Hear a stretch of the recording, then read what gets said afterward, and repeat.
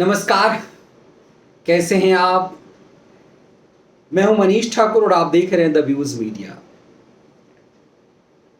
हनुमान चालीसा पढ़ने के लिए राजद्रोह का आरोप झेलते हुए जेल से लौट कर आई महाराष्ट्र के निर्दलीय सांसद नवनीत राणा उद्धव ठाकरे को छोड़ने के मूड में नहीं है।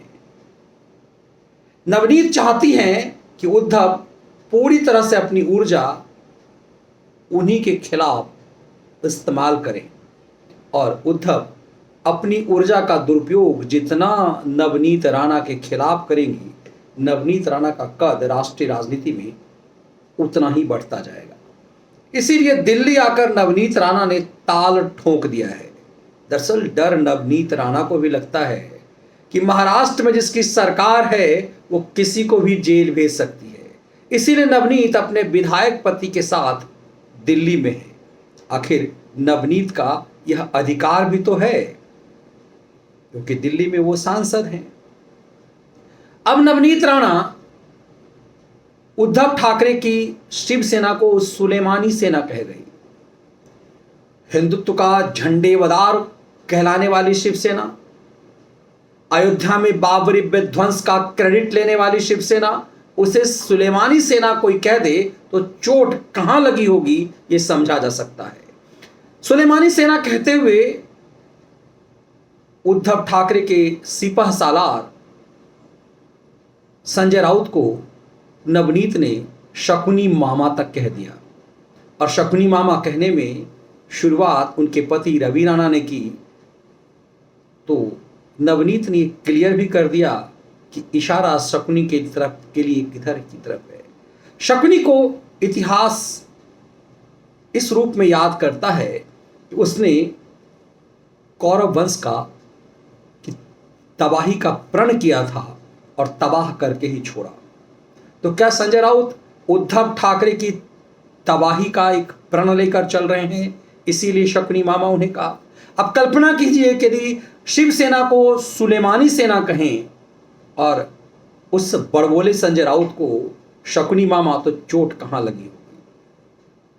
चोट इस कदर लगी कि उद्धव ठाकरे ने नवनीत राणा के खिलाफ ना सिर्फ अदालत जाकर उसकी जमानत रद्द करने की मांग की, बल्कि उससे भी आगे हटकर चले गए और हद ये कर दी कि लीलावती अस्पताल के प्रशासन से कहा कि आखिर नवनीत राणा का वीडियो अस्पताल के अंदर कैसे बना।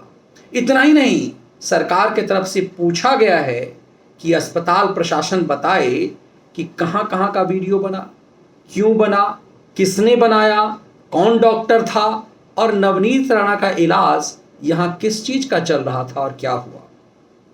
यह डॉक्टर और मरीज के बीच का निजी मामला होता है, लेकिन उद्धव घायल इस कदर हैं, नवनीत ने उन्हें इस कदर घायल कर दिया है कि वो अब अस्पताल में घुस करके लीलावती अस्पताल प्रशासन को धमका रहे हैं कि बताओ कि तुमने इलाज किस चीज का किया।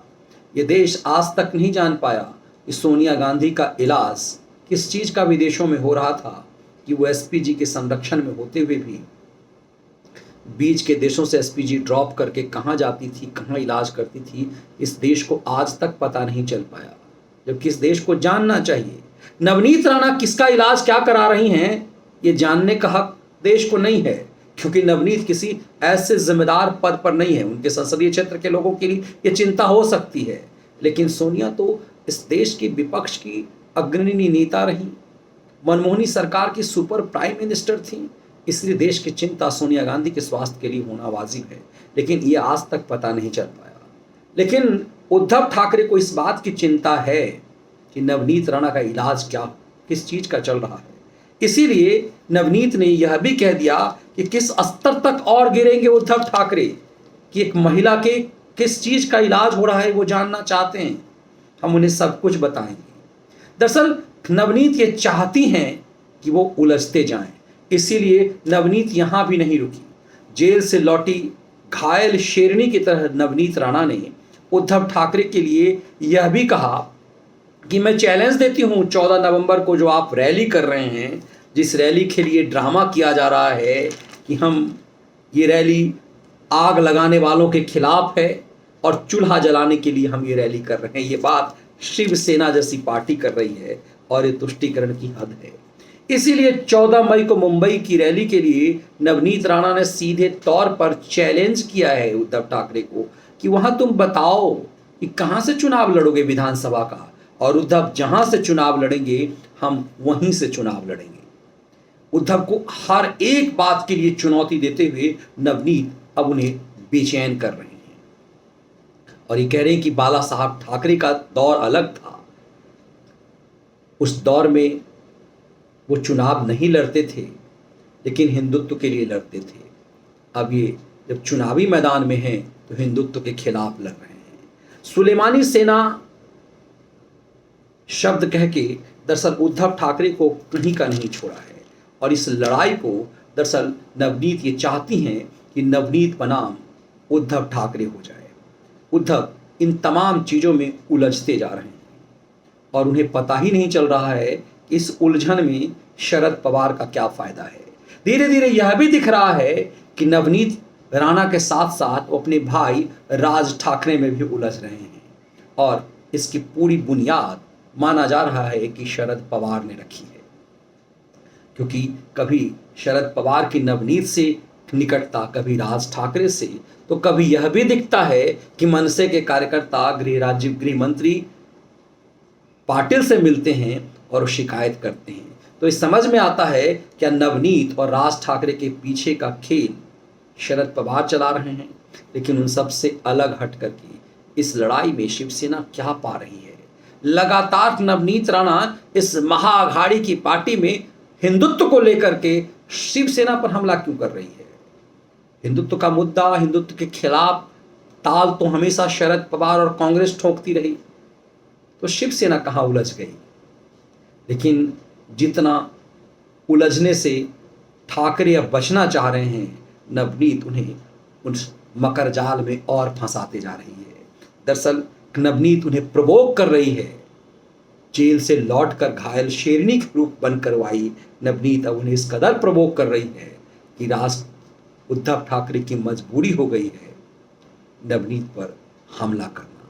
और नवनीत पर वो जितना हमला करते हैं, जितना बिलो द बेल्ट आते हैं, नवनीत का कद उतना बढ़ रहा है और ठाकरे की शिवसेना उतना ज़्यादा सुलेमानी सेना नजर आ रही है। और ये सुलेमानी सेना शब्द सुन सुन करके सही में उद्धव ठाकरे तिल मिला रहे हैं और इस तिलमिलाहट से उन्हें पता ही नहीं चल रहा कि वो कैसे अपना वजूद खो रहे हैं। राजनीतिक विमर्श में आप किससे लड़ते हैं ये मायने रखता है। और उद्धव जिस दिन नवनीत राणा को गिरफ्तार कर जेल भिजवा दिए, उसी दिन तय हो गया कि अपनी राजनीति को वो कहाँ ले जाना चाह रहे हैं, वहीं जहां नवनीत ले जाना चाह रही है। ये वीडियो विश्लेषण आपको कैसा लगा ज़रूर साझा कीजिएगा। यदि आपको वीडियो विश्लेषण पसंद आया तो चैनल को लाइक और सब्सक्राइब ज़रूर कीजिएगा। बहुत बहुत धन्यवाद।